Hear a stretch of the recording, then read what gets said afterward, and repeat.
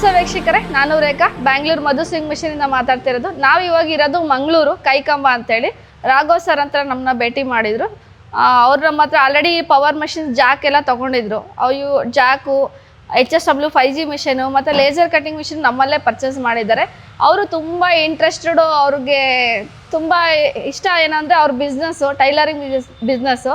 ಏನಕ್ಕೆ ಅವರು ಸುಮಾರು ಒಂದು 9 ವರ್ಷ ಇರುವಾಗಿಂದನೂ ಈ ಟೈಲರ್ ಬಿಸ್ನೆಸ್ ಮಾಡಿಕೊಂಡೇ ಬಂದಿದ್ದಾರೆ. ಅವಾಗಿಂದ ಇವಾಗಿನವರೆಗೂ ಈ ಸೆಕೆಂಡ್ ಜನ್ರೇಷನ್ ಅವ್ರು ಸ್ಟಾರ್ಟ್ ಮಾಡಿದ್ದಾರೆ. ಆಲ್ರೆಡಿ ಅವ್ರ ಮನೇಲಿ ಸ್ಟಾರ್ಟಪ್ ಮಾಡಿದ್ದಾರೆ. ಅವರು ಪ್ರತಿಯೊಂದು ಮಿಷಿನು ಮಧು ಸಿಂಗ್ ಮಿಷಿನಿಂದ ಯಾಕೆ ಪರ್ಚೇಸ್ ಮಾಡಿದ್ದಾರೆ, ಆಮೇಲೆ ಏನಕ್ಕೆ ಮಂಗಳೂರಿಂದ ಬೆಂಗಳೂರಿಗೆ ಬಂದರು ಅಂತ ಅವ್ರದ್ದು ಸ್ಟೋರಿ ನಿಮಗೆ ತಿಳಿಸ್ಕೊಡ್ತೀನಿ, ಬನ್ನಿ.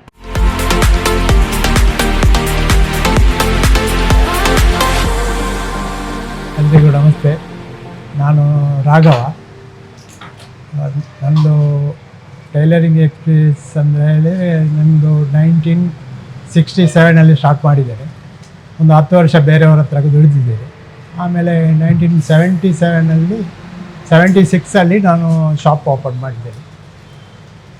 ಈಗ ಹತ್ತಿರ 50 ವರ್ಷ ತನಕ ಆಯಿತು ನನ್ನ ಶಾಪಿಗೆ.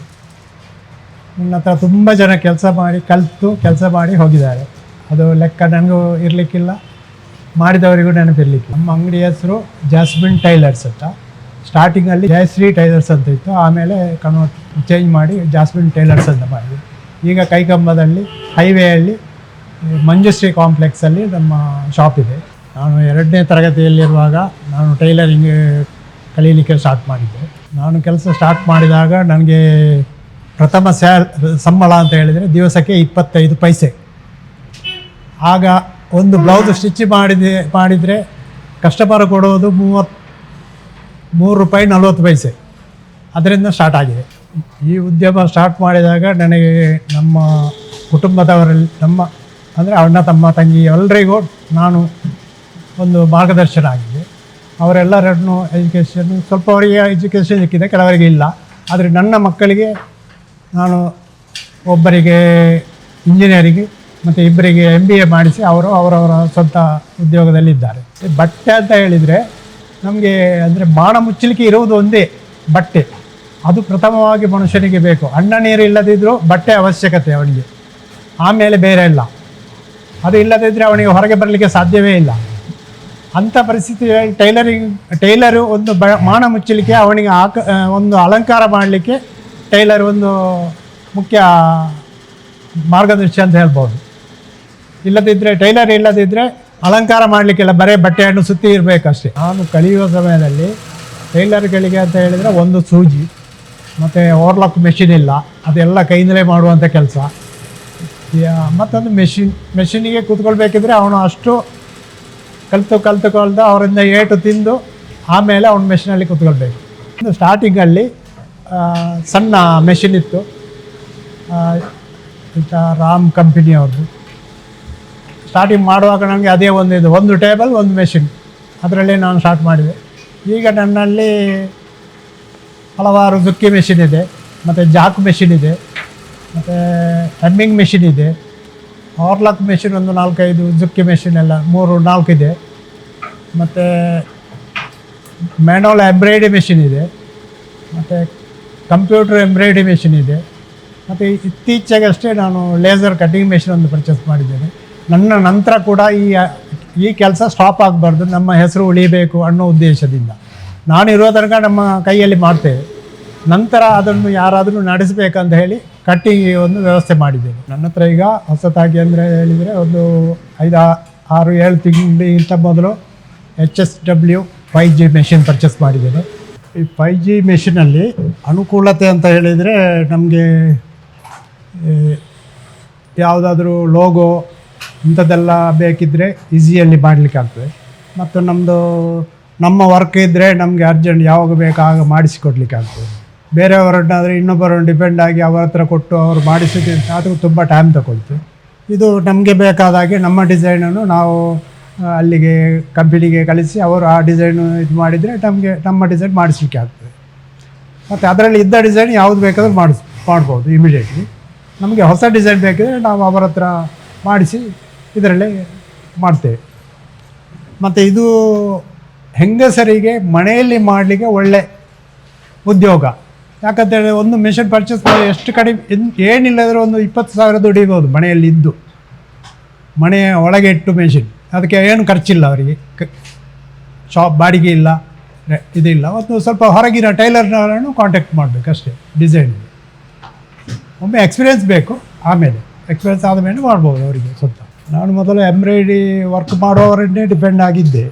ಅವರು ಮ್ಯಾನುವಲ್ ವರ್ಕ್ ಮಾಡುವವರು. ಅವರು ಒಮ್ಮೊಮ್ಮೆ ರಜೆ ಹಾಕಿ ಊರಿಗೆ ಹೋದರೆ 2 ತಿಂಗಳು ಹೀಗೆ ಬರೋದೇ ಇಲ್ಲ. ಹೋಗುವಾಗ ಹೇಳ್ತಾರೆ 15 ದಿವಸದಲ್ಲಿ ಬರ್ತೇವೆ ಅಂತ, ಮತ್ತೆ ಬರೋದಿಲ್ಲ. ಅದು ಆಗ ನಮಗೆ ಕಸ್ಟಮರಿಗೆ ಕೆಲಸ ಕೊಡಲಿಕ್ಕೆ ಆಗ್ತಿರಲಿಲ್ಲ. ಹಾಗೆ ನಾನು ಈ ಮೆಷಿನನ್ನು ಚೂಸ್ ಮಾಡಿದೆ. ನನಗೆ ಇದು ಬಂದ ಮೇಲೆ ನನಗೆ ಅಂಥ ಪ್ರಾಬ್ಲಮ್ ಏನು ಬರಲಿಲ್ಲ. ಈಗಲೂ ಕೂಡ ನಮ್ಮ ವರ್ಕರ್ಸ್ ಊರಿಗೆ ಹೋಗಿದ್ದಾರೆ, ರಜೆಯಲ್ಲಿ ಇದ್ದಾರೆ, ನಮ್ಮದು ಕೆಲಸ ಇಲ್ಲಿ ಆಗ್ತಾ ಇರ್ತದೆ. ಅದರಿಂದ ನನಗೆ ಈ ಮೆಷಿನ್ ವರ್ತ್ ಅಂತ ಕಾಣುತ್ತೆ. ಕ್ವಾಲಿಟಿ ಅಂತ ಹೇಳಿದರೆ ನಾನು ತುಂಬ ಮೆಷಿನ್ ಎಲ್ಲ ನೋಡಿದ್ದೇನೆ. ಎಲ್ಲ ಮೆಷಿನ್ ನೋಡಿ ಲಾಸ್ಟಿಗೆ 5G ನನಗೆ ಸಿಲೆಕ್ಟ್ ಆಯಿತು.